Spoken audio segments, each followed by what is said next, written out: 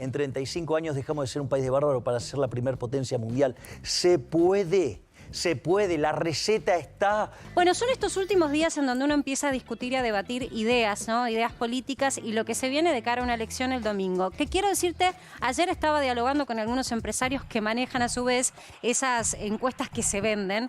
Encuestas que arrojan que hay mucha gente que todavía no tiene mucha idea de para qué sirven las PASO, mucha gente que está descreída de la necesidad de ir a votar el domingo próximo y todo lo importante que es realmente dar pasos de cara a lo que es la elección democrática. Por lo pronto, me decían, hay una encuesta privada que está circulando que dice que solamente 7 de cada 10 que están en posibilidades de votar van a hacerlo. Y en el medio, como yo digo, de lo que es el descreer y la falta de interés de la política, surgen candidatos que tienen propuestas diferentes. Y quería mostrarlo acá al piso, que ya está con nosotros, Javi Milei, que es un candidato que puso sobre la mesa algo que en Argentina yo creo que hace muchos años no se discute, que es un modelo económico y un modelo de política. Hola Javi, ¿cómo estás? ¿Qué tal, Marcela? Un gusto estar en tu programa. Hace muchos años que yo lo conozco a Javi, ustedes saben que yo hago periodismo económico y político y desde hace mucho tiempo que uno viene siguiendo y yo te conozco como economista. Después diste un paso que nos ha sorprendido a muchos para el lado de la política. Pero sí tengo que dar fe de algo, que es que Javier, todo lo que dice y expresa de manera proactiva, lo tiene escrito. Y en realidad son ideas que escribió hace muchos años. No sé si, no quiero deschavarte con la edad porque vos sos un economista joven, pero está bien, 20 años pero puede ser que ya venías, ¿no? Yo, de hecho, tengo 50 años. Hace 30... Pareces menos, Javier. Gracias. Sí, hace 30 años que doy clases en la universidad, de hecho, y yo empecé a... Mi primer artículo académico lo escribí a los 20 años. Y después, o sea, tuve toda una vida académica muy activa, después me retiré de la vida académica y me empecé a dedicar a la divulgación. Digamos, básicamente soy un divulgador, digo, al margen de, digamos, de mi trabajo profesional. Y como parte de ese proceso de divulgación también lo que hago es hacer propuestas. De hecho, en algunos de mis libros hay propuestas de programas económicos completos, ¿no? Entonces, es cierto lo que vos decís, es decir, si querés buscar las propuestas, están ahí. Están hace mucho tiempo escritas por Javier, porque él es un creyente de lo que él está proponiendo. Lo digo y lo aclaro, porque muchas veces dicen, no, bueno, pero ahora está haciendo oportunismo, está diciendo cosas, no, todo esto tiene un sustento. Lo que pasa que a veces hay conceptos que son difíciles de explicar y expresar para que todos los entiendan y se entiende después que venga de la mano de expresiones más populares. Por lo pronto, Javi, yo quiero preguntarte, sé que en estos días vos estás metiéndote en un terreno que es el terreno de la campaña política. Y eso ha generado mucho ruido en redes sociales, muchos comentarios. Cuando lo tengamos luz, yo quiero mostrarle algo a Javier, que fue lo que circuló desde hoy temprano, es más, desde ayer a la noche creo, con respecto a en realidad es una propuesta, pero la forma original que uno de tus seguidores la tomó y lo representó. ¿Me lo podés poner el billete, Lu? El dire, ahí está, mirá. Esto circuló en redes sociales y tiene que ver con una propuesta, si me bajás un poquito el graph, así lo vemos bien, mirá. Esta es una de las propuestas de Javi.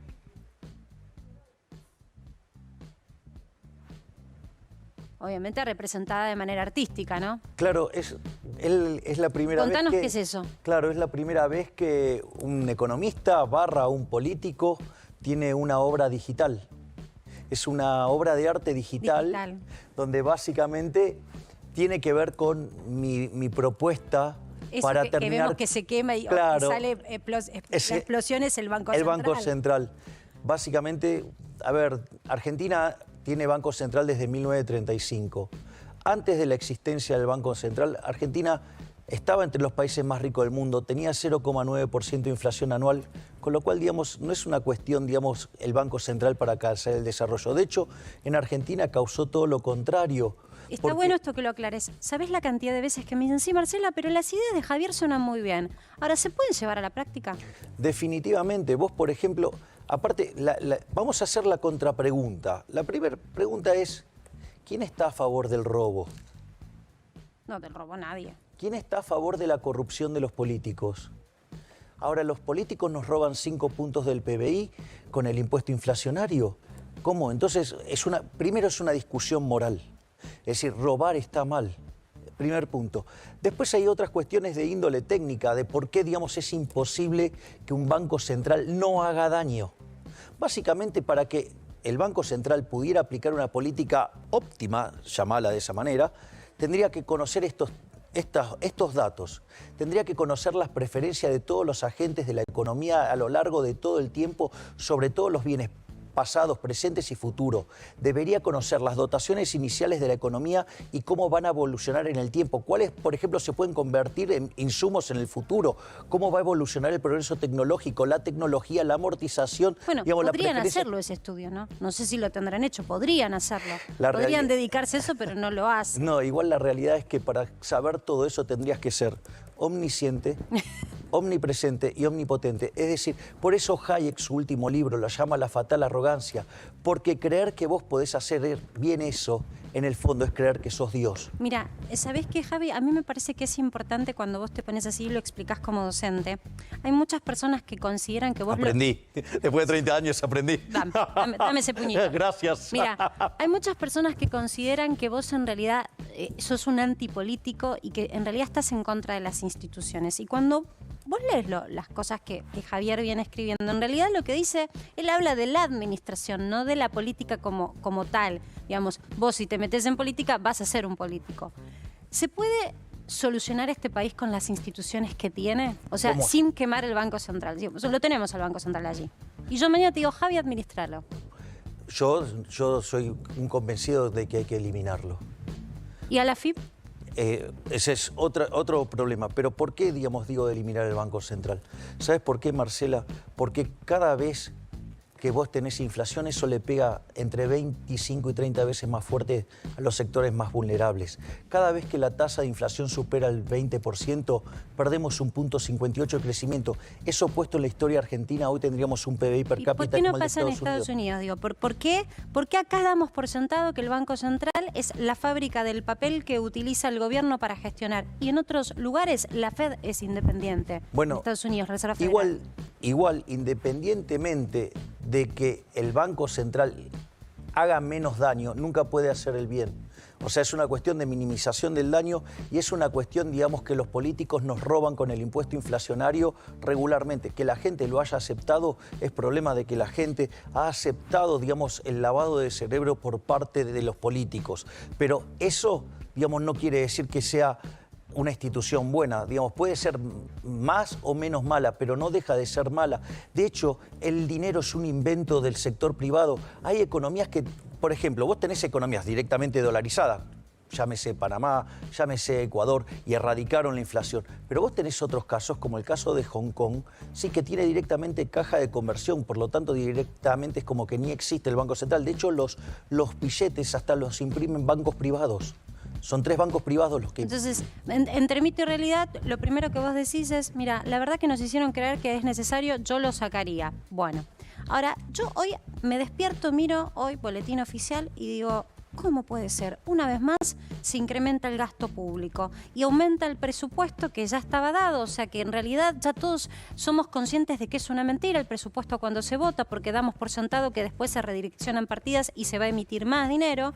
Hoy se aumentó el presupuesto en 107.749 millones de pesos. Ya lleva más de 1 billón por detrás de lo que estaba pactado, por encima de lo que estaba pactado. ¿Cómo haces si cuando vos mirás tenés salud, desarrollo social, obras públicas, o sea, está emitiéndose dinero para redireccionar a lo que ellos consideran es la asistencia? Bueno, ¿Cómo corregís eso de un día para el otro? A ver, es un mecanismo bastante perverso, porque en realidad te están poniendo la plata por un lado y te la están sacando con el impuesto inflacionario por otro, más todas las distorsiones que generan el sistema económico, en el neto perdés siempre. Pero sí se puede hacer un ajuste sin que sea doloroso socialmente. Esta vez el ajuste tiene que caer en la casta política. El ajuste tiene que ser sobre el robo de la política. Y vos tenés partidas que podés eliminar Pero claro, los políticos no las quieren tocar porque de ahí roban. Por ejemplo, vos podrías eliminar de cuajo la obra pública yendo a un sistema de iniciativa privada a la chilena, pero claro, no les gusta el sistema porque deja de pasar el dinero por sus porosas manos. ¿Vos te acordás que el gobierno anterior intentó hacer un mix, los pero PPP, vos, y bueno, no pudo? Está bien, pero a ver... Un mix de obra pública con privada. ¿Qué pasa? Pero está que bueno cuando que lo menciones, Marcela, no lo logran. y está bueno, digamos, que lo remarca Mariano, pero la PPP no es lo mismo que el sistema de iniciativa privada que yo proponía, que de hecho propongo, porque en realidad la PPP es una participación pública-privada, es justamente el paraíso de los políticos ladrones, porque justamente se juntan con una empresa para hacer el negocio. Es más, ¿cómo funciona en otras partes del mundo? Que funciona menos mal. Básicamente lo que hay, porque siempre que hay connivencia, la posibilidad de corrupción está. Entonces, ¿cómo funciona en general? Lo que hace el Estado es poner su paraguas institucional para bajar la tasa de interés y eso permitir hacer obras, digamos, más grandes, sí, más extendidas en el tiempo, obras públicas pesadas. Acá era al revés. Los privados conseguían el financiamiento y las obras las hacía el Estado. Bueno, es un escándalo, está claro que eso termina mal.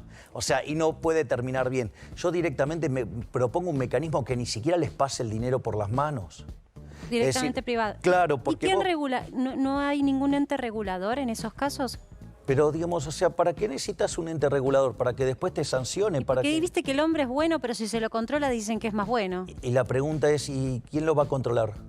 Yo te hago esa misma pregunta. Porque ¿Qué lo controlaría? Lo controla otro hombre. Es decir, esto es como que me digas, mira, yo, digamos, estoy, no sé, en contra de que los hombres anden armados. Por eso le doy el monopolio a uno solo. ¿Y qué va a hacer con eso? Va a abusar, que es lo que hacen todos los estados del mundo. Es decir, se apalancan en el monopolio de la violencia para avanzar y robarnos día a día. Por eso cada vez los estados son más grandes en el mundo. Ahora, Javi, siguiéndote, porque lo que estamos haciendo es desandar con palabras sencillas para que todos entiendan lo que es el concepto también del libertario. Está bueno interactuar con alguien que me haya leído. Lo charlábamos, claro. ¿Cómo haces para que ese modelo de concepción política y económica sea exitoso cuando hay una institución que falla y que la gente cada vez le tiene menos crédito, cada vez menos credibilidad, que es la justicia? Bueno, ahí acabas de golpear en el punto central. Ese es el punto central. La república se construye sobre tres pilares. Uno es el poder ejecutivo. ¿De dónde viene la figura del poder ejecutivo? La figura del poder ejecutivo es el monarca, ¿sí? Pero que puede degenerar ¿en qué? En una tiranía. Vos tenés el parlamento. ¿El parlamento qué figura es? La aristocracia, pero que puede degenerar en la oligarquía. Y para que eso no pase, ¿cómo vos contrabalanceás el poder? Con el poder judicial. Ahora, cuando el poder judicial no es independiente, el poder ejecutivo se va a terminar convirtiendo en una tiranía y el poder legislativo se va a convertir en una oligarquía. Y si vos mirás eso, eso es lo que pasa literalmente en Argentina. Por lo tanto, y quiero rescatar algo muy inteligente que vos dijiste al inicio, dando la previa de mi ingreso a la política. O sea, yo no soy político, ingreso a la política y no estoy yendo contra el sistema que vendría a ser la Constitución Nacional, sino que en realidad estoy yendo contra el status quo. Es decir, contra la casta política, con estos tipos que hace tiempo están enquistados en el poder y que lo único que hace es enriquecerse a costa nuestra. ¿Por qué crees que ahora, digamos, o sea, están tan preocupados por avanzar en un pacto? ¿Sabes cuál es la lógica de un pacto? Que todos los que se sienten en la mesa no pierdan. ¿Y sabes qué pasa cuando los números no dan y los que están sentados en la mesa no pierden? Pierden los de afuera, es decir, perdemos nosotros, los laburantes, los que nos rompemos el lomo laburando. Yo te quiero mostrar, sé que las viste, pero les quiero compartir a nuestro público una vez más las imágenes de lo que fue el último acto de Javi, con la música.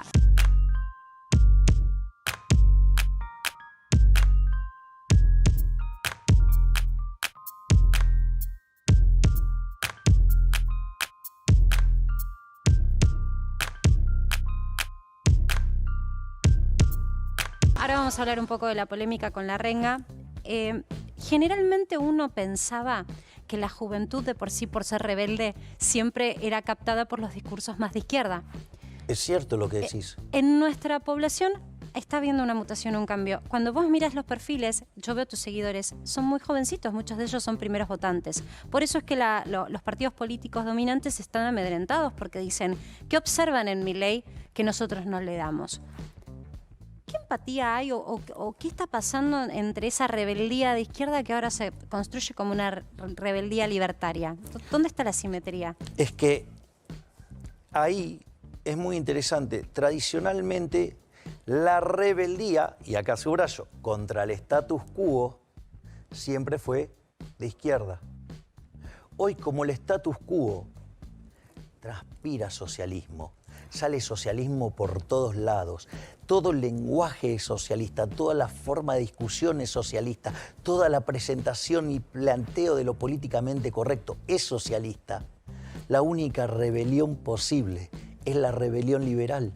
Por eso tenés tantos jóvenes que son liberales, porque justamente encontraron un discurso que no solo confronta con toda la fuerza contra el status quo que nos empobrece, también hay otra cosa, hay un track record.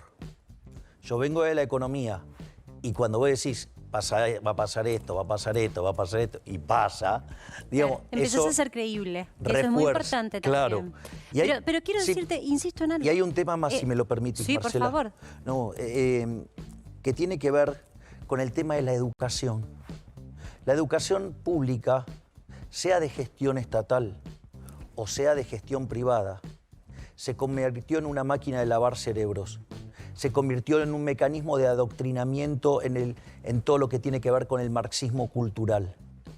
Y aquellos que son más jóvenes, como tienen menos tiempo de exposición a esa maquinaria, también están más abiertos a ser liberales. Y a diferencia con lo que ocurre en otras situaciones, recitan los autores libertarios. Sí. Yo contaba un día que haciendo la obra de teatro, que tuve el honor de que vinieras con tus padres y que te lo agradezco, digamos, ahora te lo agradezco públicamente. Yo estas cosas no las cuento, pero a mí me interesa mucho siempre estar detrás de lo que para mí son los fenómenos. Y yo vi detrás de vos, había un fenómeno, había detrás tuyo un fenómeno, había gente de 13, 15 años que a mí me costó mucho entender y las ideas libertarias, y yo veía chicos muy chiquititos ya recitar esto y decía, ¿cómo puede ser si en el colegio no lo enseñan esto? Vos fíjate, te voy a contar una anécdota muy linda. Yo soy muy amigo de Bertie Venegas Lynch, o sea, el hijo de Alberto Venegas Lynch hijo. Mira. O sea, nuestro máximo prócer. Y me cuenta Bertie que un día yendo a la obra va al baño y los chicos estaban discutiendo los libros de Rothbard.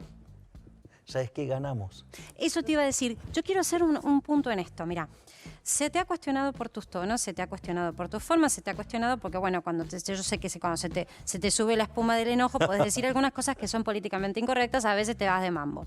Pero ¿sabes qué? Incorporaste al debate un concepto que es en realidad un concepto para educar. Es una idea distinta que no se estaba escuchando. Yo me siento, escucho propuestas de distintos funcionarios o de distintos colores políticos y digo, ¿dónde está la idea detrás? ¿Qué están aportando a la discusión? Que hoy estemos discutiendo un modelo económico-político que antes la gente no sabía ni que existía, ya es ganar, ya es elevar la discusión de nuestra sociedad. Después podemos discutir si está bien, si está mal, si se puede llevar adelante, pero ya el mero hecho de que, bueno, levantemos un poco el nivel del debate está bueno. Ahora, de hecho, el debate se corrió. Hoy todos hablan de la libertad. Es decir, se logró correr el debate. ¿Sabes qué es lo más lindo de, por ejemplo, del acto? El final. Con todo el público recitando la definición de liberalismo. Eso que parece muy simple, o sea, el liberalismo es el respeto irrestricto del proyecto de vida del prójimo basado en el principio de no agresión en defensa del derecho a la vida, a la libertad y a la propiedad.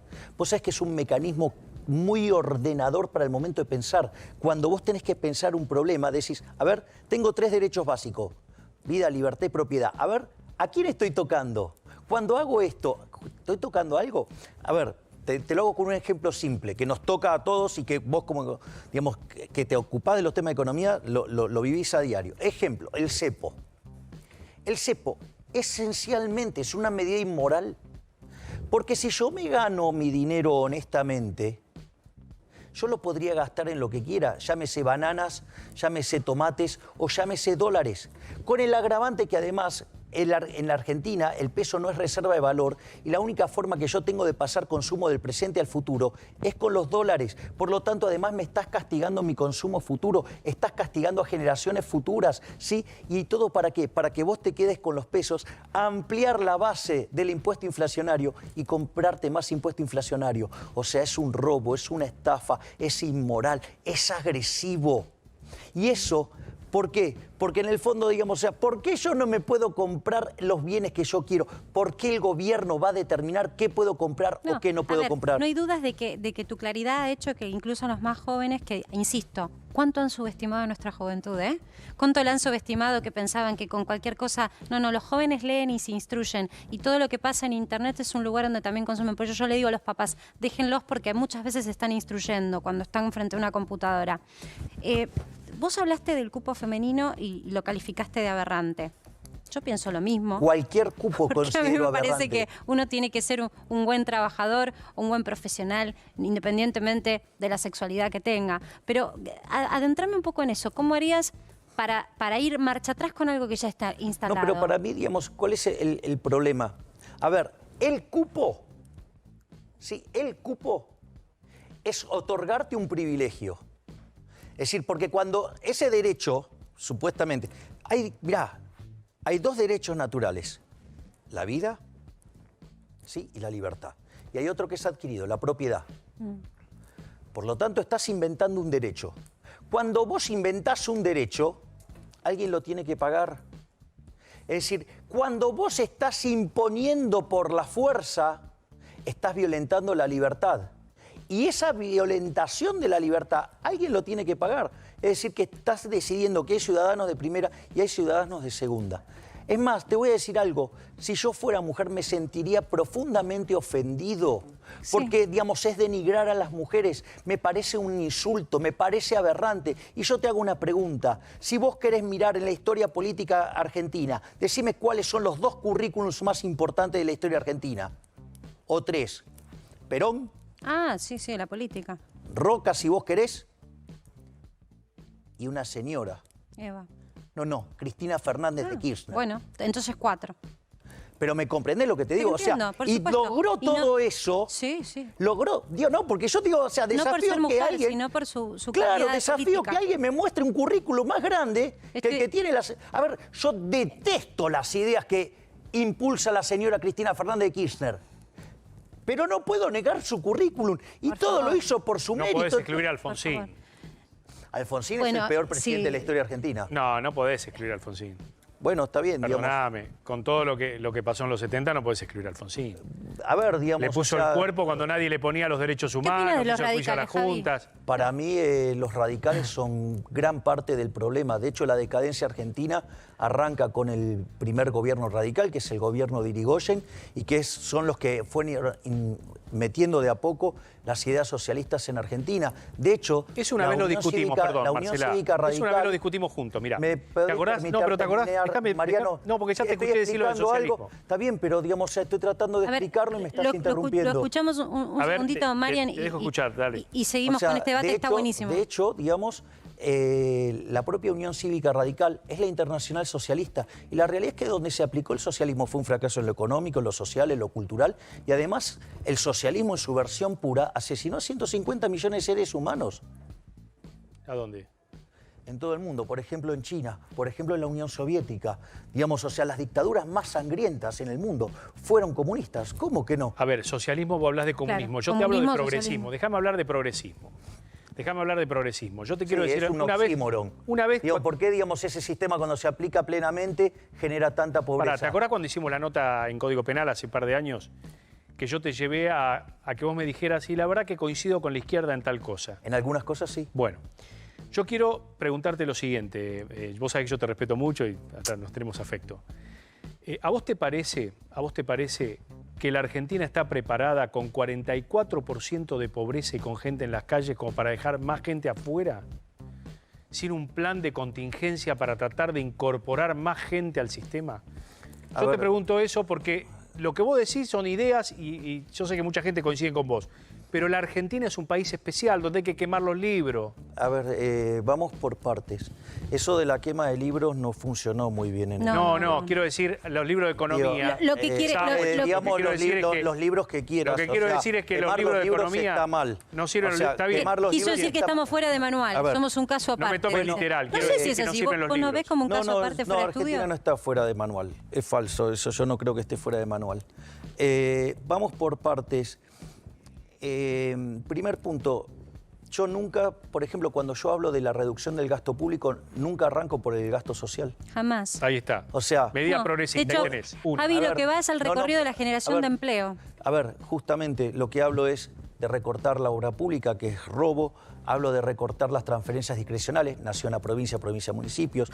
Hablo de eliminar los subsidios económicos de cuajo, pero recalibrando las ecuaciones económicas financieras de los contratos. Son 10 puntos del PBI y no le tocaste nada a nadie. No tocaste a los jubilados, no tocaste a los planes sociales, no tocaste a los empleados públicos.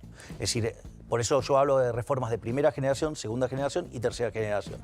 O sea, la reforma del Estado en la primera generación no afecta a nadie, salvo a los políticos ladrones, y eso te permite bajar impuestos sobre la oferta, eso te permite, digamos, avanzar en la flexibilización laboral hacia adelante y abrir la economía, y eso te aseguraría 15 años de fuerte crecimiento. Quiero que insistí en eso, Javi, que lo que hace todo el mundo. Vos estás diciendo que hay una posibilidad de desarrollar un programa en donde se genere empleo privado, primero bajando impuestos, generando condiciones, sí haciendo cosas que a la gente le da miedo, porque es lógico que la gente tenga miedo cuando le hablas de flexibilizar leyes laborales. Que tenga miedo, pero es más... Pero generar mejores condiciones de empleo, decimos. Es más, a mí me encanta el planteo que acaba de hacer Mariano, o sea, casi que digamos, o sea, juro que yo no te escribí la pregunta. No, pero digo... pero está buenísimo. Te lo hice porque te conozco. Y ya lo sé, Mariano. Te lo hice porque te conozco y no sos el Milei que trató de zurdo a Larreta, no sos ese Milei. Ese Milei no sos, ese Milei es para la tribuna, no sos eso. No. Eso fue dado en el contexto de una red social y te agradezco que vos... Está bien, pero digo, no sos el Milei ese que le dijiste zurdo a Larreta, que no sé para qué, un tipo que tiene una imagen positiva muy importante. Bueno, igual, digamos, o sea, la verdad, digamos, es independiente, y digo, que, lo vas que a tenga buena o mala imagen. Vos no sos ese Milei. No, eso está claro, pero a ver, vamos... Pero eso fue dado en un contexto de una red social que era un vivo mío de Instagram y bueno, y después, o sea... Hoy ahora la vida es más amplia. Se te calienta el pico y entonces ahí te va de mambo. Pero eso no significa que no tenga ideas que vale la pena ser escuchadas. No, pero por aparte favor. ahí hay algo muy interesante, porque se quedaron todos con lo que dije, el formato, y no la operación que yo estaba denunciando. Digamos que se están utilizando recursos públicos para perseguir a opositores, que eso es muchísimo más grave, ¿no? Pero hay que investigarlo eso. Bueno, por eso. Bueno, vamos a los planes.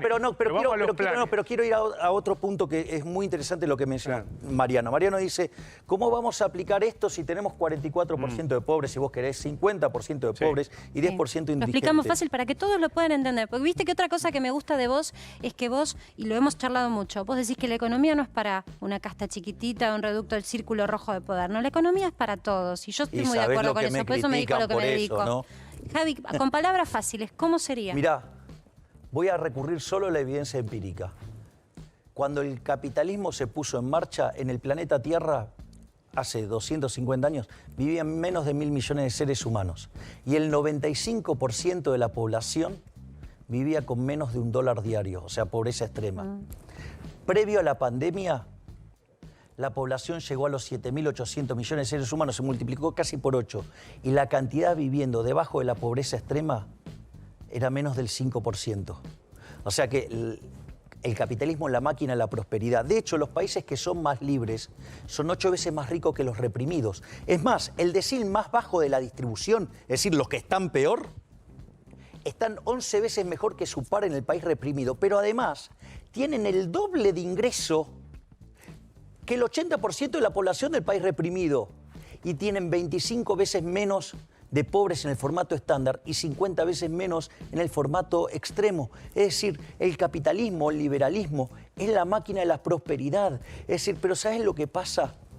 Que implica devolverle el poder a la gente, implica que la gente vuelva a ser libre y los políticos no quieren eso. porque ellos se están haciendo ricos. Nosotros, cada uno de nosotros, cada vez trabajamos más para ganar menos y ellos son cada vez más ricos. Ellos son nuestros verdaderos enemigos. Por eso yo hablo de barrer con la casta política. Por eso yo me metí, digamos, en el barro de la política. Tengo que soportar cualquier tipo de calumnias, injurias, aberraciones. Se me han dicho cosas que verdaderamente son indecibles. Sí, y a pesar de eso sigo. ¿Por qué? ¿Y por qué, digamos, me metí? Le pido el voto a la gente. No para que me dé el poder a mí, sino para devolvérselo, para sacárselo a la casta política y que cada uno de nosotros podamos volver a ser dueños de nuestro propio futuro. Eso sí, la libertad implica responsabilidad. Es decir, ¿te gusta el durazno? Bancate la pelusa. Porque yo también te puedo proponer un lugar donde tenés casa, tenés comida, tenés recreación, podés estudiar, todo. Se llama cárcel, tenés todo eso, ¿sabías? Pero no tenés libertad. Yo una sola cosa que reflexiono y ahora va a preguntar Sofi también, que quiere hacerte una consulta. Si vos lográs la banca y uno podés acceder a debatir esto en el Congreso o en el Senado, ¿cuánto vas a poder lograr? Porque cuando vos proyectes tus escritos y sean proyectos de ley, y vos vas a tener que adecuarlos a un sistema que ya está. El Banco Central ya está, la AFIP ya está, digo, hay un color político que está dominando, que es quien tiene la autoridad de ejercer hoy el poder de gobierno. ¿Cómo harías para adecuar eso en proyectos que puedan solucionarle la vida a la gente, pero adecuándose a un sistema que ya está hecho? Porque si no tendrías que acceder a la presidencia, puede ser, pero por el momento es otra historia. Lo primero que voy a hacer, mis proyectos van a estar enmarcados dentro de una lógica moral. Cuando yo discuta eliminar el Banco Central o no, es una discusión moral. Por lo tanto, que el resto de los diputados me expliquen por qué creen que robarle a la gente está bien. ¿Y cuando te vengan con el presupuesto, Javi, en septiembre? Todos los septiembre se presenta el presupuesto. ¿Qué vas a hacer? Y haré todas las críticas que considero pertinentes. O sea, tu rol va a ser evidenciar cuando las cosas no estén bien. Claro, mira, una de las cosas que yo hablé dije, yo voy a trabajar con el principio de revelación. Primero no me entendieron, después lo expliqué y se pusieron nerviosos. El principio de revelación, digamos, de paso, digamos, feliz año nuevo a toda la colectividad judía, Shana Tová. Vos sabés que, si bien los economistas los descubrimos en los 70s, 80, el principio de revelación, es muy interesante porque ya estaba en el Viejo Testamento, en la Biblia o la Torá, llámalo como quieras. Cuando es el caso del rey Salomón, que vienen dos mujeres reclamando por un chico. Entonces, ¿qué dice el rey Salomón? Bueno, lo parto a la mitad. Y entonces ahí se revela quién es verdaderamente la mujer. Dice, no, que se lo quede la otra, pero por favor no lo mate. Esto es igual. Cuando traigan un proyecto, les voy a denunciar la inmoralidad del mismo. Cuando yo lleve un proyecto, los voy a poner de cara a la sociedad de que son unos inmorales. Entonces, como dice el libro de Macabeos, la victoria en la guerra no depende de cuántos soldados tiene tu ejército, depende de las fuerzas que vienen del cielo. Por lo tanto, yo voy a dar una batalla moral. Y en esa batalla moral los voy a dejar en evidencia. Sí, tienen miedo. Y van, obvio que tienen miedo, porque no son honestos. Sofi. Javier, ¿cómo estás? ¿Qué tal, Sofía? Un gusto. ¿Qué le dirías a los jóvenes que votan por primera vez? Que me voten a mí. No, pero ¿Por qué deberían votarte? La gente descree mucho de la política. ¿Sabes qué? No hay nada más estúpido que creer que haciendo las mismas cosas vas a tener un resultado distinto. Argentina lleva más de 100 años abrazando ideas socialistas y cada vez somos más pobres. Hoy Argentina es furgón de cola de América Latina. Si tomás el PBI per cápita de Argentina, al tipo de cambio paralelo, estamos abajo de Paraguay. Somos furgón de cola de América Latina. Entonces, ¿qué es lo que yo les vengo a proponer? Les vengo a proponer el modelo de la resurrección de Argentina, el modelo de la prosperidad, el modelo del bienestar, que además, aquellos lugares donde se aplica el liberalismo, hay paz. Hay una frase de Bertrand de Juvenet que dice... ¿Hay algún país que vos digas, acá me gusta cómo se está aplicando? ¿Esto me gusta como para tomar de ejemplo? Hay lugares que están más cerca que otros. O sea, Suiza, Australia, Nueva Zelanda, Irlanda, digo, están más cerca. De hecho, mirá qué lindo el caso de Irlanda, que me viene ahora, porque cuando dice Mariano, ¿dónde se aplicó? Bueno, Irlanda era el país más pobre de Europa. Aplicó la receta equivalente de la Constitución de 1853 de Argentina. En 35 años se volvió un país desarrollado, tiene un PBI per cápita 10% más alto que el de Estados Unidos. De hecho, el propio ejemplo es Argentina, cuando se aplicó a partir de 1860.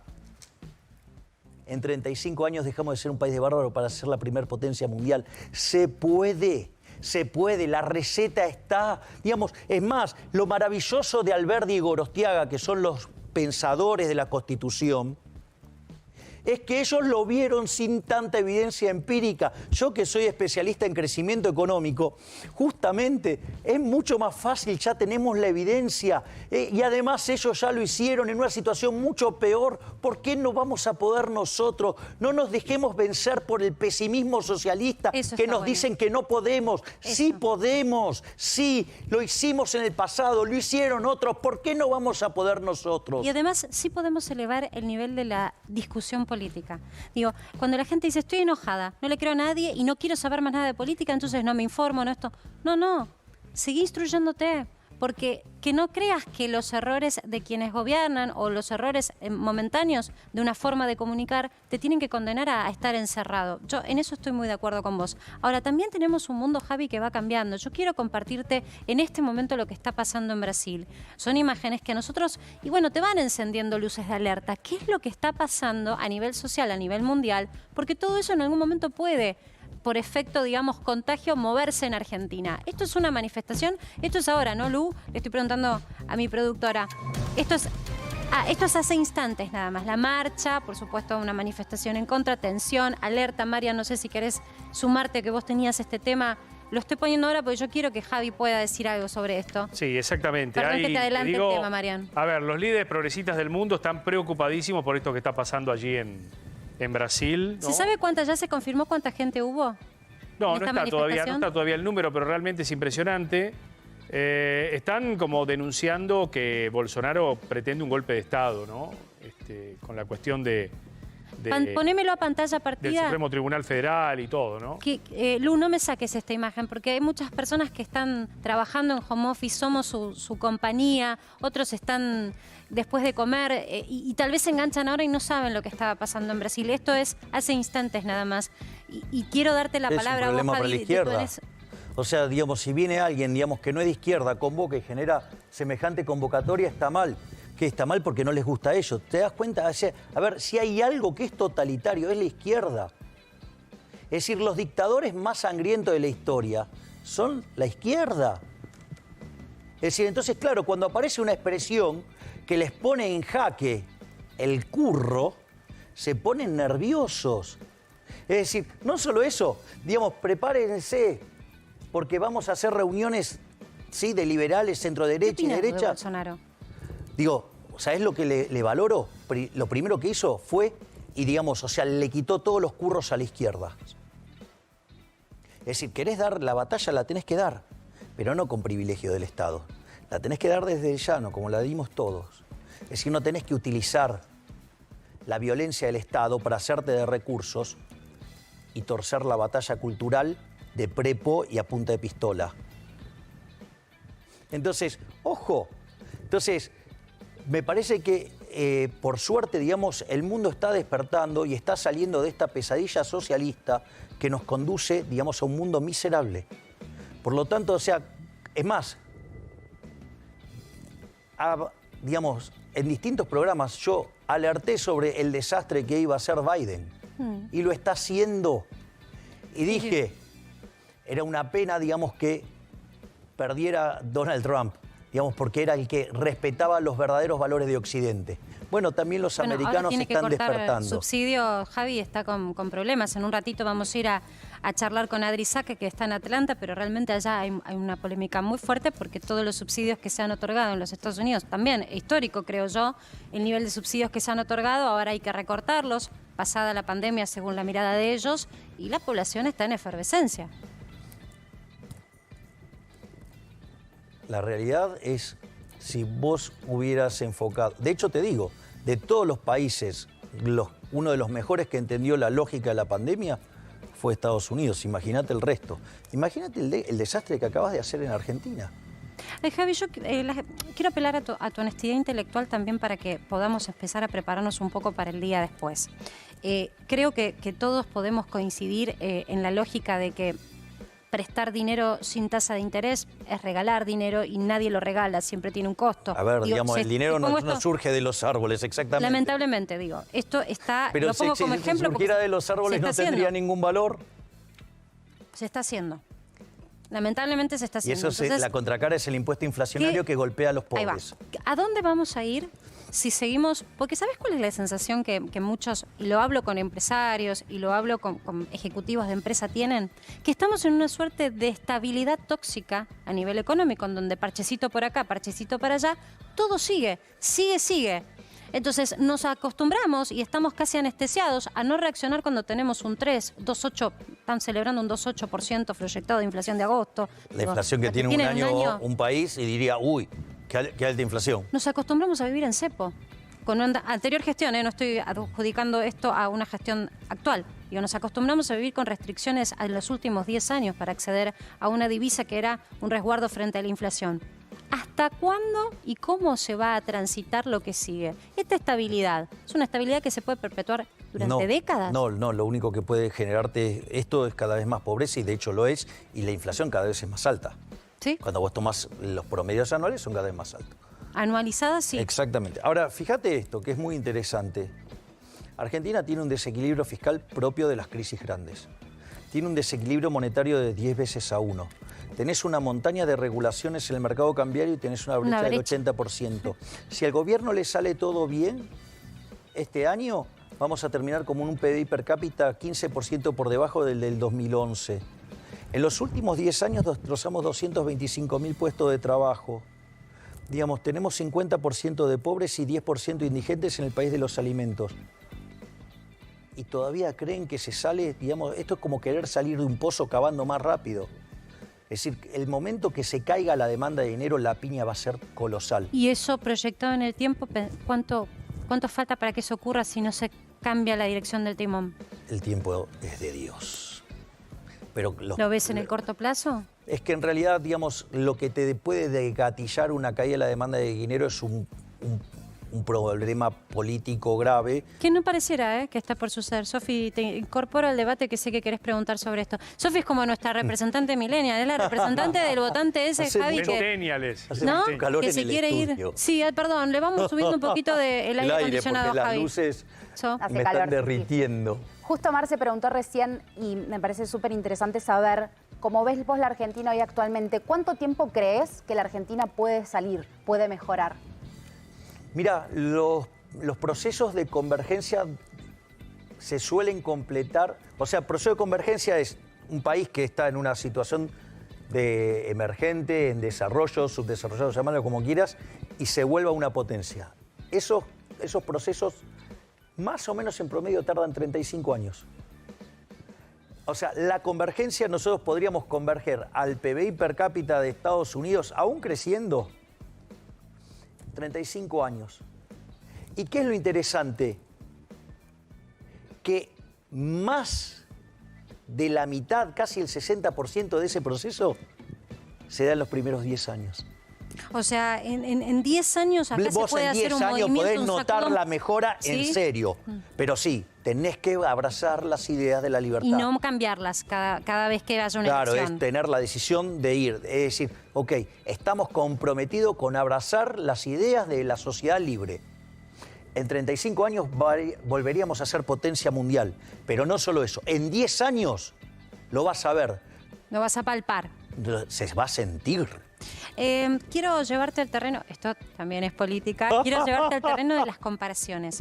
Y cuando uno pensaba siempre en economistas que estuvieran más cerca de las doctrinas liberales, se me vienen a la cabeza otros economistas que hoy también están poniendo un pie fuerte en el plato de la discusión política. ¿Qué opinión tenés de López Murphy? Me parece que sus acciones hablan por sí mismas, ¿no? Porque alinearse con un socialdemócrata, o sea, que se ponga debajo de un socialdemócrata, dudo que sea de muy liberal eso. ¿Y Espert? Espert sí es un liberal clásico, Digo, de hecho, yo tengo una muy buena relación con Espert. O sea que lo ves como un par, digo, y el día de mañana, si tuviesen que empujar para un lugar, para la construcción de un país distinto, ¿lo empujarías con él? José Luis tiene las ideas, digamos, correctas. O sea, yo, digamos, en lo que es esta fauna liberal, yo soy más liberal que José Luis. José Luis es un liberal clásico y yo soy filosóficamente anarquista, filosóficamente, porque soy anarcocapitalista, pero en la vida real soy minarquista. O sea, el Estado, su función esencial es seguridad y justicia. Ahora, entre el mundo de Rothbard, el anarcocapitalismo, el de Mises, el de Nozick, el de Rand, ¿sí? El de Hayek, si vos querés, o el de Friedman, ¿sí? O Smith, digamos, que acabo de mencionar, desde el anarcocapitalismo, los minarquistas y los liberales clásicos. La distancia que hay con lo que hoy tenemos es enorme. O sea, la diferencia, digamos, que yo puedo tener, digamos, con José Luis... Son mínimas y sutiles. Y hoy estaría en el 25º lugar detrás de la coma. ¿Me comprendés? Es decir, los problemas son tan grandes, pero lo que no tenés que perder es el norte. Hay un libro maravilloso que a mí me encanta que se llama Análisis General Competitivo, de 1971, en el mismo año que le dieron el premio Nobel al propio Arrow, que escribe ese libro con Hahn y a Hicks. Y el libro ese, Análisis General Competitivo, de Arrow y Hahn, ¿qué dicen? Nosotros no escribimos sobre el modelo de equilibrio competitivo porque creemos en él, en la vida real, pero tiene un montón de propiedades normativas que uno debería estudiar la forma de cómo llegar ahí. Y esto también es muy importante y va al punto que, digamos, vuelvo a lo que dijo originalmente Mariano. Que tiene que ver con cómo vos aplicás las reformas. Y si me lo permiten, lo hago con un ejemplo muy simple. Abrir la economía está bien. ¿Por qué? Porque una economía abierta es 9 veces más rica que la cerrada. Ok. Ahora, si vos mirás lo que pasó durante la dictadura, abrieron la economía y terminó mal. ¿Por qué terminó mal? Porque no se secuencializó bien las reformas. ¿Por qué? Porque si yo abro la economía y no te hago la reforma del Estado, no te bajo los impuestos... No sirve de nada. No, te va a generar daño y no flexibilizo el mercado laboral. ¿Qué es lo que pasa? Si yo abro, ¿qué pasa? El precio internacional va a estar dado. Entonces, si yo tengo mucha carga fiscal, ese mayor tamaño del Estado, ¿cómo se compensa? Con salarios más bajos. Entonces, o hambreás a la gente, o generás desempleo, o generás una quiebra masiva de empresas. Eso fue lo que pasó en la dictadura. Fíjate que yo arranco al revés. Reforma del Estado, bajo el gasto, bajo los impuestos, flexibilizo el mercado laboral y después abro. Pero ¿cómo hacés con los sindicatos? ¿Cómo haces con el contexto? Vuelvo al contexto argentino, porque tus ideas están buenas, pero ¿cómo haces para el contexto argentino? Porque viste que también está implícitamente. Si vos flexibilizaste el laburo en los 90 y te generaste más desocupación. Gremios y peronismo lo tenés. Gremios y peronismo lo vas a tener, Es decir, no es cierto que en los 90 se flexibilizó el mercado laboral porque se trató de hacer una ley Banelco que fue un escándalo. O sea, por lo tanto, digamos, la flexibilización no estuvo. O sea, punto uno. Punto dos. La realidad es que hoy existe una flexibilización. De hecho, hay 6 millones de personas que están totalmente marginados en el mercado de trabajo, o sea, trabajan de una forma infrahumana, por lo tanto, o sea, hay ahí un potencial enorme. Y después, cosa que es muy importante, vos no podés hacer reformas que vulneren derechos. Por lo tanto, tienen que ser esas reformas son hacia adelante. Es decir, no para los insiders, sino para los que entran. Está bien, eso es interesante. Hay una sensación... Digo, ¿qué legislador además tiene programa de gobierno? Es que está todo escrito. Yo los invito a que ustedes lean los libros y los escritos, además están en internet, que tiene Javier. Hace mucho tiempo vos venís construyendo un ideal que considerás que Argentina puede aplicar. Déjame decir algo que vos no lo decís, porque si no parece que sos una persona que aterrizó con un globo aerostático. ¿A vos te han consultado de distintos colores políticos? Sí. Yo te he cruzado en el Banco Central con distintos presidentes del Banco Central porque te llaman para pedirte una opinión. Sí. Con lo cual, tal vez vos no lo sabés del otro lado, pero Javier ha sido fuente de consulta de presidentes de bancos centrales o de ministros de distintos colores políticos, con lo cual tus ideas evidentemente han arrojado alguna solución. Lo digo esto no para congraciarme con vos, sino para explicar un poco el surgimiento. No habría alguien que podría tuyo. decir es parte del problema. Bueno, creo que no, creo que no te hicieron caso a veces. Vos advertiste lo que iba a pasar con la bola de nieve de las LEVAC, hoy convertidas en LELIC. Una sola cosa te quiero preguntar. Ayer hubo un emprendedor acá que se quebró. Y vos me dijiste una vez al aire hace muchos años, en que invierte en Argentina está loco, es un loco. Es un acto. Pero yo quiero de pensar arrojo. que hay una posibilidad. Entonces, ¿qué le podemos decir a esas personas que no se quieren ir afuera, que no quieren desterrarse de lo hermoso que es Argentina y de su familia, y que quieren invertir, que tienen ese deseo, viste, que es bien del emprendedor? Del emprendedor. El emprendedor Tengo una idea, digamos, la quiero abrazar. Quiero hacerlo. Bueno, los decimos, emprendedores Javi? son maravillosos porque tienen una fuerza verdaderamente admirable. Por eso, de hecho, Schumpeter le da todo un sentido distinto a la teoría económica cuando pone en el eje de la escena al emprendedor, ¿no? Cuando habla de los procesos de destrucción creativa, digo que son las bases de los modelos de crecimiento endógenos modernos. Lo que yo les puedo decir es que las ideas que yo traigo implican que jamás voy a avanzar sobre la propiedad, jamás voy a avanzar sobre la libertad, jamás te voy a subir un impuesto, jamás voy a crear nuevos impuestos. Y voy a trabajar denodadamente para bajar el gasto, para poder bajar los impuestos, ¿sí? Para volver a devolverle la libertad a la gente, para que la gente pueda ser dueña de su futuro, sea la responsable, sea el actor principal en su vida. Hay que devolverle ese sueño a la Autonomía. gente, ¿sí? Pero también tienen que saber que eso no es una carta abierta a cualquier cosa. La libertad implica también responsabilidad. Es decir, es tiempo que maduremos, que nos pongamos los pantalones largos y salgamos de esta decadencia, porque si no cambiamos esto, en 50 años vamos a ser la villa miseria más grande del mundo.